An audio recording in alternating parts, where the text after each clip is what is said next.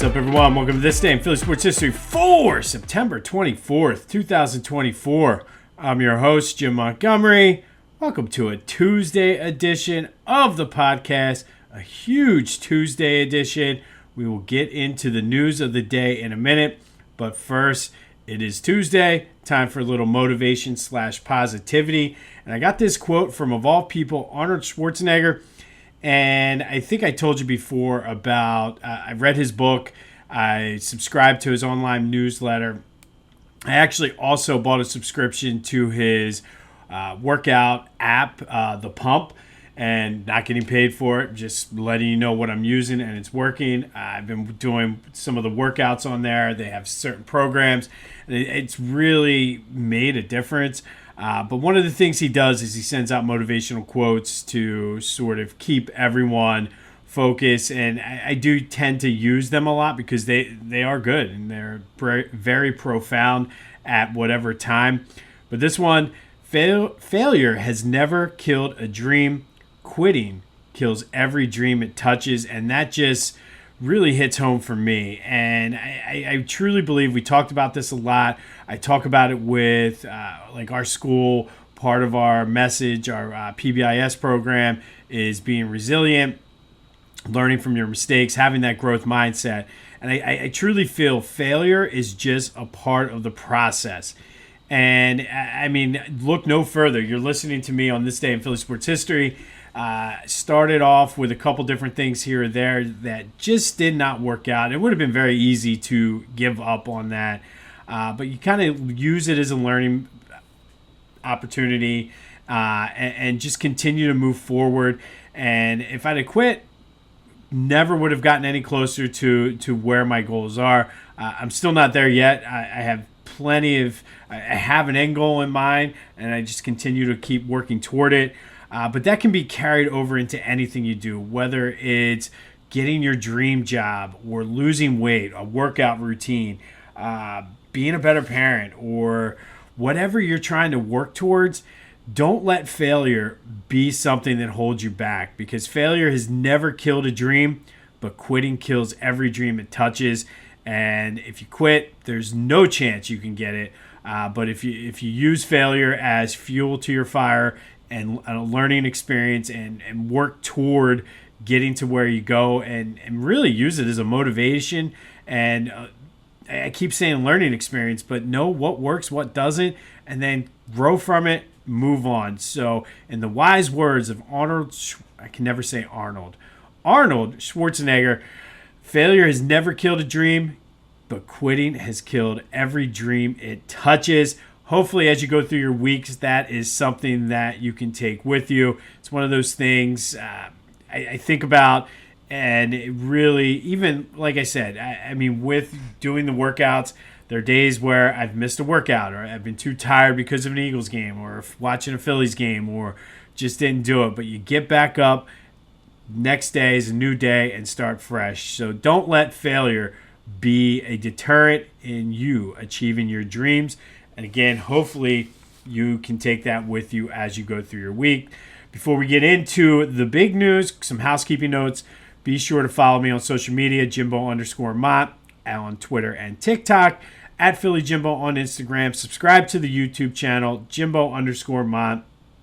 Spread the word. That's the biggest way to do it. If you're sitting there, you're listening to this, watching this, and you're enjoying it, let somebody else know. Likely, they're probably going to enjoy it as well. So spread the word. Let's continue to grow this thing and subscribe to the YouTube channel. Philadelphia Sports Hall of Fame induction ceremony is fast approaching. All the information you need about the inductees and ticket information is in the description. I have a couple meetings this week. One about a project I'm working on with them, and the other is just the planning meeting for the ceremony. So don't wait. It's going to be a big ceremony this year, but all the information you need is there in the description. And then be sure to check out my boys at the Clashing Conferences, available wherever you get your podcasts as well as on YouTube. Baseball, football, basketball is right around the corner. They got you covered. Want to celebrate the Phillies division title? Go to Philly Goat. They have you covered. Get the Believe shirt. Is this the year we bring back home John Middleton's effing trophy, as he said last night? Let's hope so, but you have to believe first. Go to phillygoat.com, check out what they have. They have election stuff, but pick up that Believe shirt. My daughter has it. She loves it. So phillygoat.com, be sure to use the promo code Jim Montgomery for 10% off your order. That's phillygoat.com, promo code Jim Montgomery. All right, so finally, after 13 long years, the Phillies have won the NL East. 6-2 last night. Aaron Nola just seems to step up to the plate and rise to the occasion in these big games. It seems like every time they need to clinch, he's the one out there. Schwarber hit a bomb. Who else? I forget who else hit a bomb now. Real Muto hit a bomb. Just a fun game. I felt like there was no way they were not going to win that game. Just after JT hit the bomb, I'm like, all right, this is over. And it was a fun game to watch as the anticipation built. But that's just the start of it. We clinched the goal of making the playoffs. We've clinched the goal of winning the division. Next up is getting one of those top 2 seeds. I know the Phillies want the top seed. I've said it all along. I don't care which one they get. I just want one of the buys. I don't want to play in the wild card round. And then the ultimate goal is in the World Series.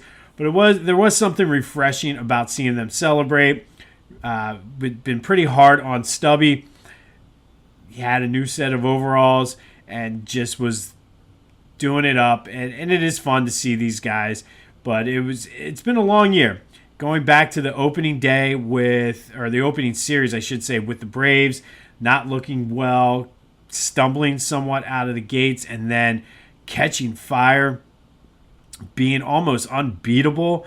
At one point during the season, everybody was just exceeding expectations, then going through the little bit of the lull after the London series, but persevering through, never really losing sight. It would have been very easy for this team to crumble, but they kept focused, and I think that's a testament to we talked a lot at the trade deadline about we don't care about the clubhouse vibes, we're worried about talent, but I think there is something to be said about the vibes in the clubhouse, and you saw that last night, and you certainly saw that during the lull during the summer where we saw the Eagles completely crumble and fall apart when things got tough.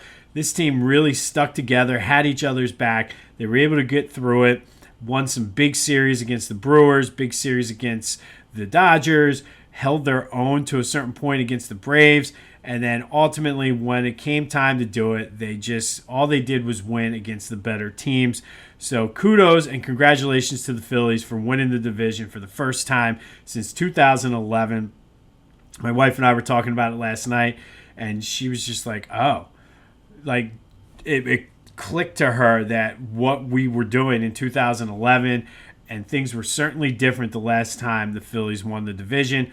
Hopefully this is a precursor of bigger and more and bigger, I should say, celebrations as the Phillies look to bring home John Middleton, who, during Topper's speech, if you did catch that, and NBC Sports. It'll always be Comcast Sportsnet to me. But actually, I go back far enough where I remember when it was the sports channel. But I digress. During Topper's speech, he passed it over to John Middleton, and basically Topper was like, remember when John Middleton said in spring training he wants his trophy back? And he was like, no, I want my effing trophy back.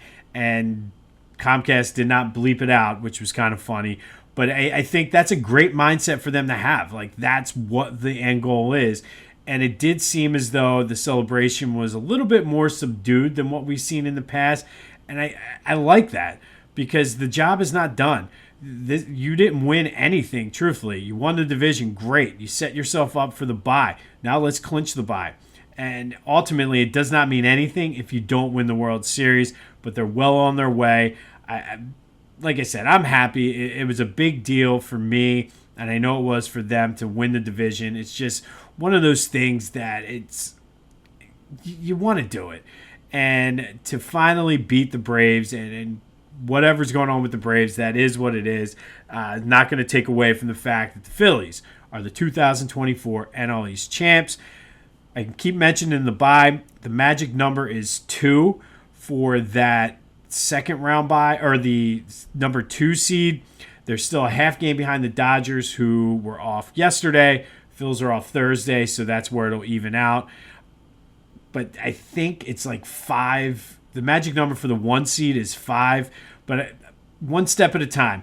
My next goal is I wanted 2 games here between, or the magic number to be 2 for that bye, clinch the bye, and then we'll focus on the number 1 seed, because ultimately you do want the World Series to come through Philadelphia.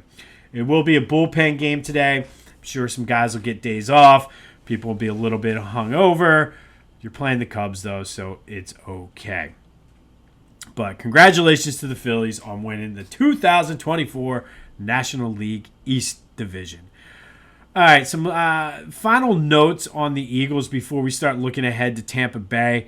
And I heard a lot of people upset and talking, whether it was on Twitter, on the radio yesterday, about it not being a good win, or asking whether the win was a good win. Yes, that was a good win. The questions that were coming into that game, the way the defense played, that is definitely a good win. Atlanta, had they won that game, that might have been a bad win, but is there such thing as a bad win? I know last year we were winning and it wasn't pretty, and it was masking some things. I don't think there's anything being masked with this team right now. I think we know what they are. We know where their deficiencies are. We know what they need to improve on. So I don't really think you're masking. I think last year it was a different beast, because it was almost as though we thought they were better than what they were. And we saw it, but at the same time, we're like, okay, they're 10-1. And I sat here on this podcast and said it pretty much every day during that stretch. They're going to figure it out. They're going to put it together. They haven't played their best game yet. Come to find out, they did. It's just that's who they were. I think the perspective is different this year. We know who this team is, and to win that way and really show that much of an improvement on defense against a team that everybody thought was going to roll over you, I think that's a good win. There certainly are some things to clean up, and I don't know. And I think one of the things in looking at some of the games last night and through 3 weeks, I know this is going to sound crazy, but the Eagles really have been, other than maybe Minnesota, the most consistent team in the NFC. If you really think about it, you have Tampa losing to, who was it, Carolina? Or no, the Raiders lost to, the Raiders lost to Carolina. Who did Tampa lose to? Either way, a team they shouldn't have lost. Oh, the Giants. Was it the Giants? Whatever. The point is, nobody's really been playing. Like, everybody's had a good game and a bad game. And for the most part, the Eagles have been pretty consistent. And maybe that's what you're going to need to win the NFC this year. I don't think there's between injuries and just inconsistent play, nobody is running away with this thing yet. So if the Eagles can get things cleaned up and play the way, talent-wise, they're supposed to, they have just as legitimate of a shot as anybody to win the NFC. I mentioned the things to clean up, yes. One team I think we do need to watch out for, and I don't know if it was more Cincinnati being terrible and overrated this year, or maybe Washington finally has something going on down there in D.C., but Jaden Daniels looked pretty damn good last night. So they're a team to watch. I figured they'd be tough. I didn't think they'd be looking this tough this early. But again, nobody has been really played like world beaters. And if you take a step back and look at it objectively, the Eagles technically have been the most consistent team in the NFC, as crazy and as scary as that sounds. One last final thing on Nick Sirianni. I feel like I did this last week. I'm going to do it again. And this is going to seem odd, especially after yesterday I said he's borderline a liability. But I think you need to give him the credit that he deserves. He had that team ready. They were coming off a short week, a disappointing, devastating loss, a game they should have won. And he had that team ready to play.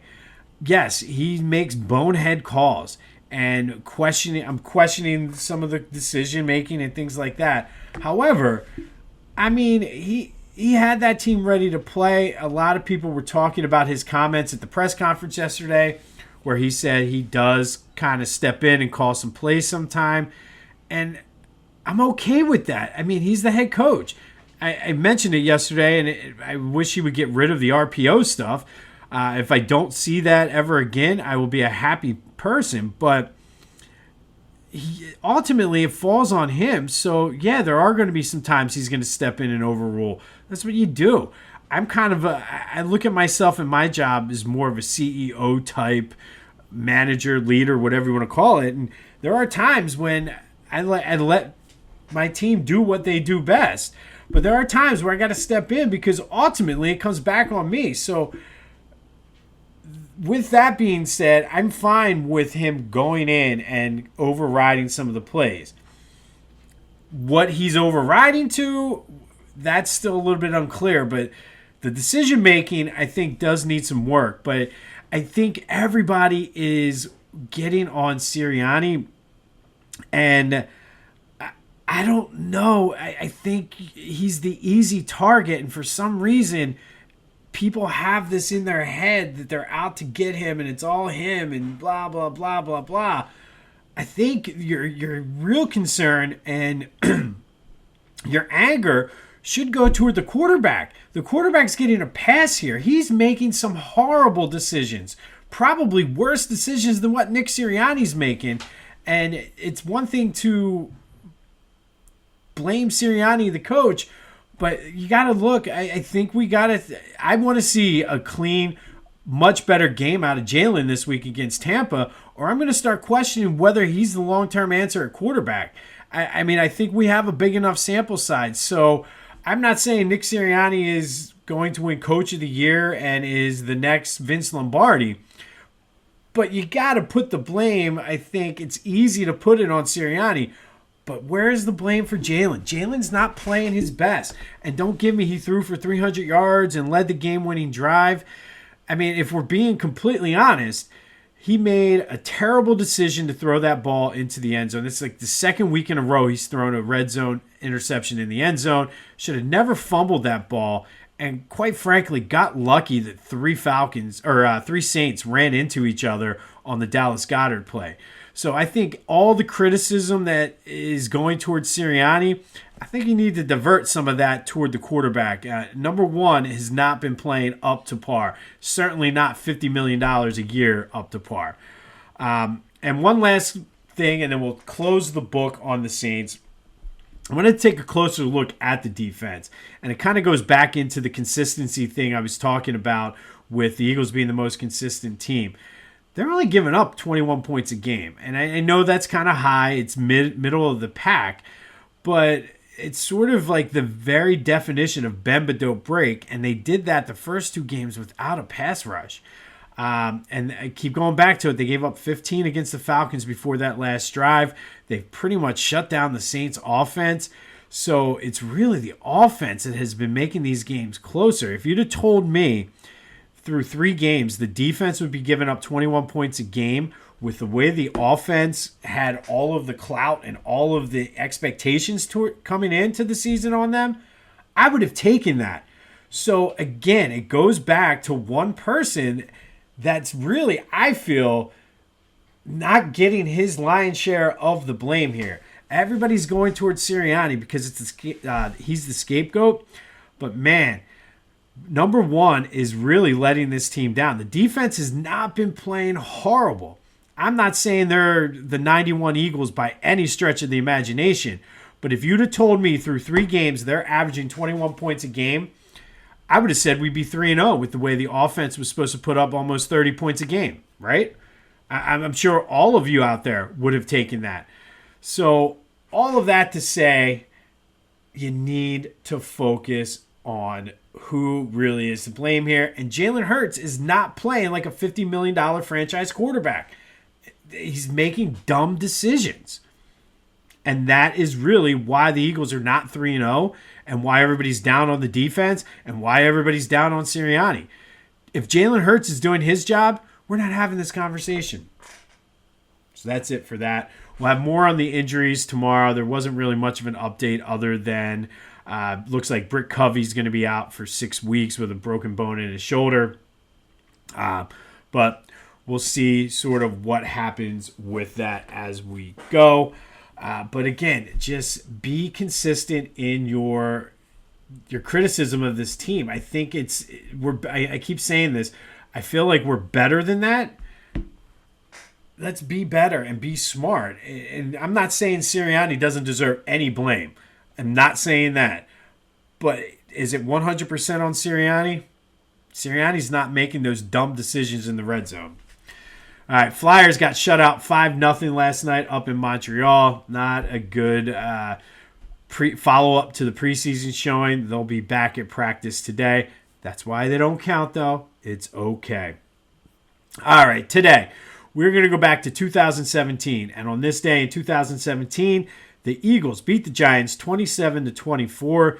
Eagles had a 14-0 lead heading into the fourth quarter. And then Eli Manning and Odell Beckham went off.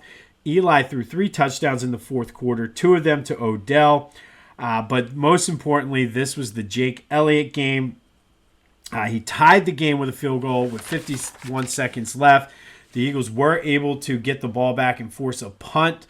The Giants shanked the punt. The Eagles got it in decent field position with 13 seconds left.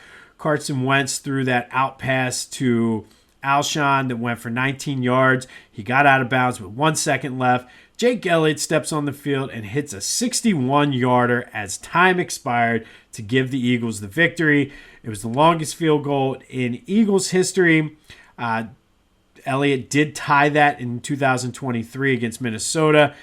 And really, this was, everybody talks about all of the later in the season heroics, the offense clicking on all cylinders, the defense playing the way they did, the Carson Wentz injury, and Nick Foles coming in, and all of that stuff, and rightfully so.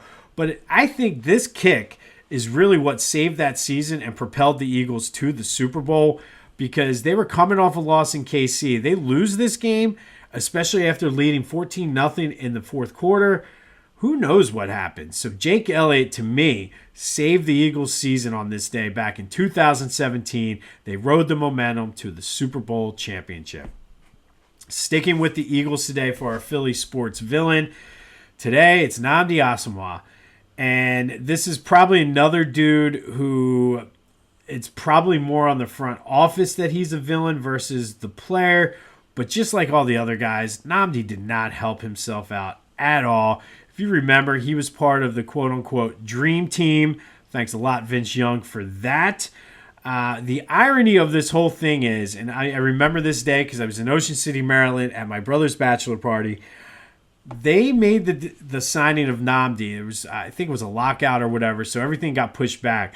They signed Nnamdi to the free agent contract, that 5-year, $60 million deal, the same day that the Phillies traded for Hunter Pence in 2011, I guess. Yeah, 2011. So it was we were so excited. It was a big day. Everybody was pumped for it. Season started, and Nnamdi completely forgot how to play. Before the Eagles signed him, coming into it with the Oakland Raiders, he was just dominant. He was the best corner in the game, 4-time All-Pro, 3-time Pro Bowler, and like I said, widely considered a shutdown corner. Nobody passed it to Nnamdi's side. Now, you can make the argument that when he came to Philly, it was Juan Castillo. If you remember that, Juan Castillo went from offensive line coach to defensive coordinator. You could say he wasn't playing the press man coverage he was used to. A lot of new players on that defense. They had trouble gelling.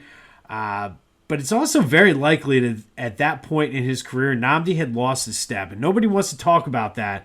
But I think there's a reason why the Raiders let him go. He played 2 years. He was better in year 2, I guess. He was a Pro Bowl alternate. But he certainly was never the same as he was in Oakland. And just sort of the exclamation point on the messy ending to the Andy Reid era. If you remember with the whole Juan Castillo thing, I think there was the Jim Washburn wide 9 was the last year of Andy. He had the issues with his sons at the Target in Plymouth Meeting. Just a lot going on with Andy, and it's a shame that things ended the way they did. But I think Nnamdi is sort of the poster child for the ending of the Andy Reid era. The players, though, later said that they knew he was a bum. I think that was Asante Samuel's exact quote. We knew he was a bum, but it was what it was. They called him overrated. He never really endeared himself to his teammates either. Apparently, he would eat lunch in his car instead of interacting with his teammates. And again, those types of things, they might seem minor, but that obviously translated on the field. And we saw Nnamdi was not who he was. A year later, he's out of the league. He's some big Hollywood producer, whatever now. But man, I think he's a villain more so for being a disappointment. Like the hype and everything. Like he went from the best player in the league, potentially, at least on defense, to forgetting how to play in one offseason. So today's Philly Sports Villain, Nnamdi Asomugha, and I will never forget that day. They signed him the same day the Phillies traded for Hunter Pence. But Nnamdi Asomugha, today's Philly Sports Villain. On this day in 2017, Eagles beat the Giants 27-24 when Jake Elliott saved the Eagles season and potentially guaranteed them winning the Super Bowl. Because I'm telling you, they lose that game, they likely don't get the first round. Excuse me. They likely don't get the first round bye. And you're 1-2. Who knows what that does to the psyche of the team? We know how Carson ended up in his career, so he might not have been able to handle that adversity. But Jake Elliott thankfully hit the 61-yarder as time expired to propel the Eagles. Then they went on a nice little streak during that season, obviously, and won the Super Bowl against the Patriots. So thank you, Mr. Jake Elliott, for saving the season on this day back in 2017. Congrats again to the Phillies for winning the NL East. Quick recap of yesterday's question of the day. I asked you, who was the GOAT of the Eagles game? 60% of you went with Saquon. I probably don't disagree, but Jalen Carter played a hell of a game. So thank you, as always, for participating in the question of the day. Today's question, going back to the Sirianni Hurts thing, and I keep harping on this because I think Sirianni's getting an unfair shake here, and Jalen Hurts is getting off scot-free. What are you more concerned about, Nick Sirianni's decision-making or Jalen Hurts' decision-making? 267-495-8531. That's the Back to the Future voice and text line. I think it's a legitimate question that we're not really discussing because everybody wants to get on Sirianni. But whose decision-making are you more concerned about? Nick Sirianni's, Jalen Hurts? Let me know your thoughts. Get anything else Philly sports related off your chest. 267-495-8531. That's the Back to the Future voice and text line. But let me know whose decision-making you're more concerned with, Nick Sirianni or Jalen Hurts, because they're both making some bonehead plays. Remember, failure has never killed a dream. Quitting kills every dream it touches. As you go through your weeks, keep that in the back of your mind, and we'll see you next week for another Tuesday Motivation. Phil's are going to be a little hungover today, but that's okay.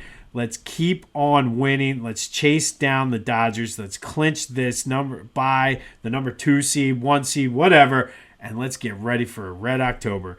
This has been This Day in Philly Sports History for September 24th, 2024. My name is Jim Montgomery. Go have yourselves a Tuesday, and until next time, I'll see you when I see you.